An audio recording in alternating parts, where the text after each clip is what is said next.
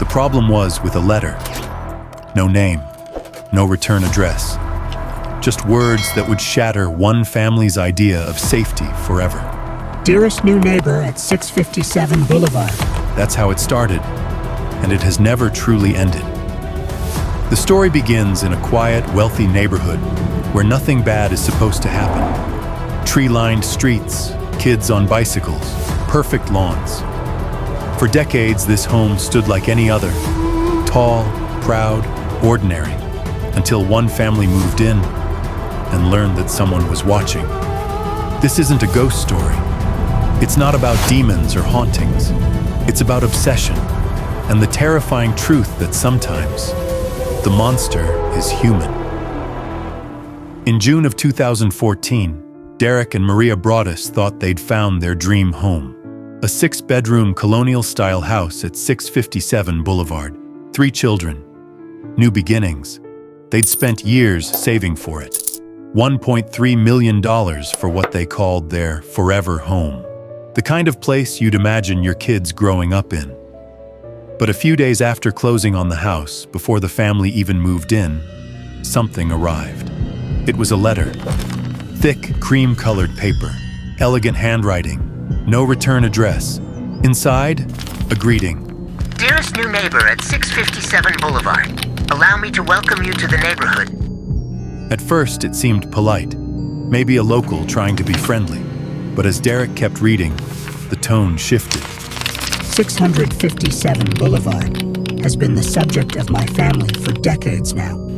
And as it approaches its 110th birthday, I have been put in charge of watching and waiting for its second coming.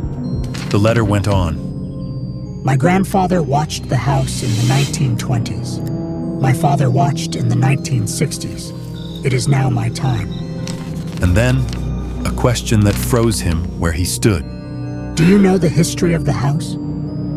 Do you know what lies within the walls of 657 Boulevard? Derek stood there on the porch, reading in disbelief. The letter continued. I see you have children. I have counted 3 so far. Do you need to fill the house with the young blood I requested? Requested. The word clung to him like static. The writer knew there were 3 kids. They knew the exact layout of the home, and they were watching. That night, Derek turned off all the lights. He stared out the windows, scanning every shadow on the street. But Westfield looked peaceful, almost too peaceful. He called the police. Just send help. An officer arrived, read the letter and muttered, "What the hell is this?" But there was no suspect, no clues, nothing. The Broaddusses reached out to the previous owners, the Woods family, to ask if they'd ever received anything like it. Their answer was short and unsettling. Yes. Just before they sold the house, they too had gotten a letter. The writer called themselves the Watcher. The Woodses said they'd only gotten 1 letter and never thought much of it. They assumed it was a prank. But this wasn't a prank. The Broaddus letters were different. They were personal, detailed, violent.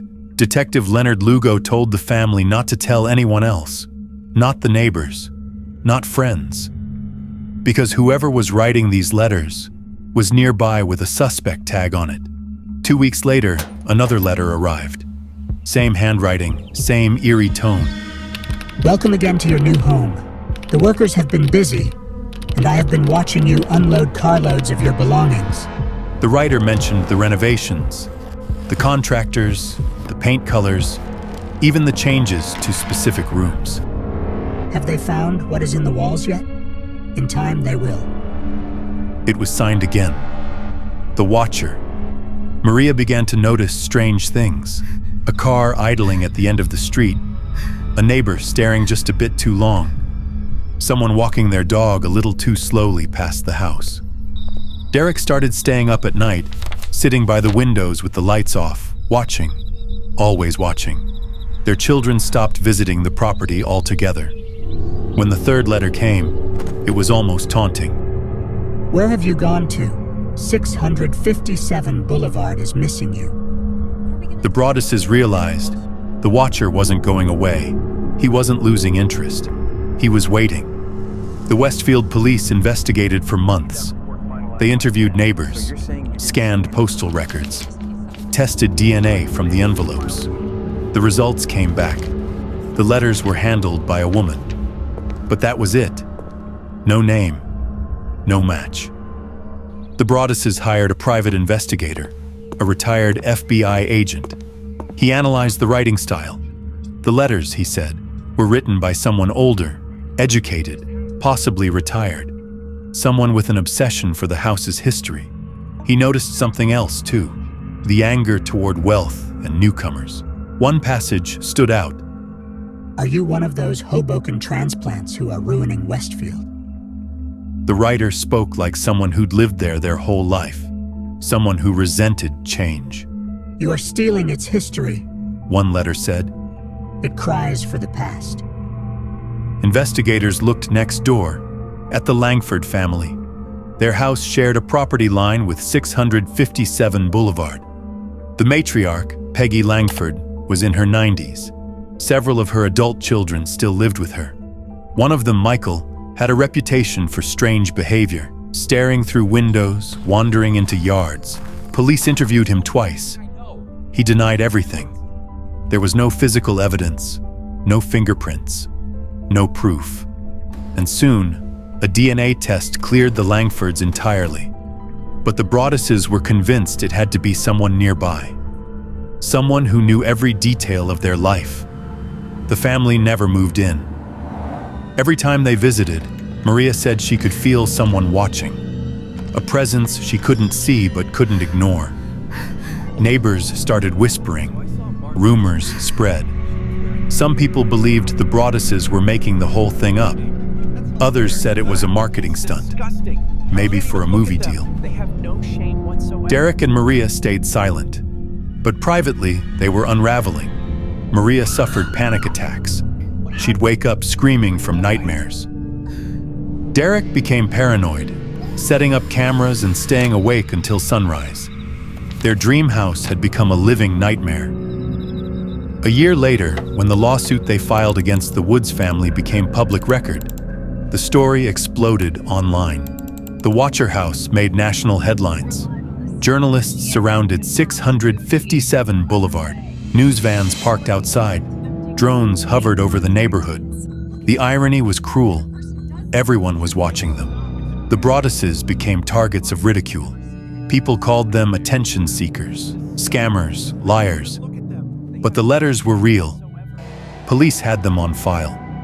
The postmarks verified them, and no one could explain who sent them. The Broadduses tried selling the house, but no one wanted it. Even after cutting the price by hundreds of thousands, potential buyers walked away as soon as they read the letters. Desperate, Derek proposed demolishing the house and splitting the lot into two smaller properties. But the town's planning board rejected the proposal. Neighbors complained it would ruin the street's character. They said things like, "We don't want to look at two driveways." The same neighbors who may have been suspects now made sure the Broadduses couldn't leave. In 2017, the Broadduses finally found tenants willing to rent the home, under one condition. If another letter arrived, they could leave. 2 weeks later, it happened. The letter began, To the vile and spiteful Derek and his wench of a wife, Maria. It was filled with anger, mockery, and threats. You wonder who the Watcher is. Maybe you spoke to me. Maybe you even smiled at me. Good move. It ended with a warning. Maybe a car accident. Maybe a fire. Maybe a sickness that never goes away. For the Broadduses, that was the final straw. They went to the police again, but there was still nothing. No fingerprints, no cameras, no suspect. The letters seemed to appear out of thin air. In 2019, after 5 long years, the Broadduses sold 657 Boulevard at a loss. The new owners, the Carr family, moved in quietly. Since then, no new letters have surfaced, at least none that the public knows about. Maybe the Watcher is gone, or maybe they're just waiting for new blood. When asked about the case years later, Derek said something that still echoes online today. I never thought I would feel this kind of fear in my life. You buy a house, and you think you're safe, but you never really know who's watching. The police eventually narrowed their map to a 300-yard radius around the house. That means the watcher almost certainly lived right there, within walking distance, maybe even next door. Today, 657 Boulevard still stands. Children play in the street again.